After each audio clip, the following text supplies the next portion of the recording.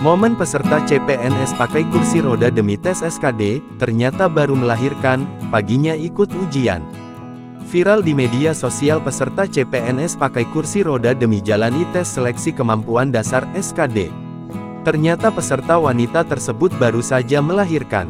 Perjuangan peserta CPNS 2024 ini jadi sorotan dan videonya pun viral usai diunggah oleh akun TikTok @kemenaksumsel. Tampak dalam video viral tersebut, ia datang dibantu seorang pria. Peserta CPNS 2024 itu masuk ke lingkungan lokasi tes SKD Kementerian Agama Sumatera Selatan pada Selasa tanggal 22 Oktober tahun 2024. Diketahui, peserta wanita itu baru saja bertaruh nyawa di Senin tanggal 21 Oktober tahun 2024 malam. Ya, wanita tersebut baru saja melahirkan anaknya di malam sebelum tes SKD.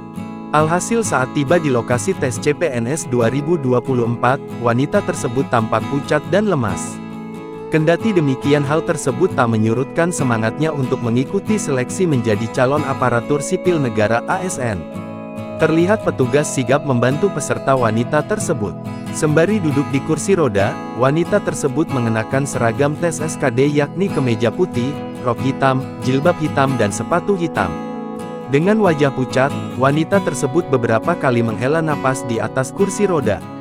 Hal itu terjadi saat kursi roda yang ia tumpangi melewati jalanan tak rata di lokasi tes SKD.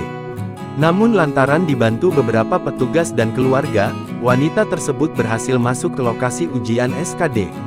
Untuk diketahui, lokasi ujian wanita tersebut adalah di OP Convention Center, Palembang, Sumatera Selatan.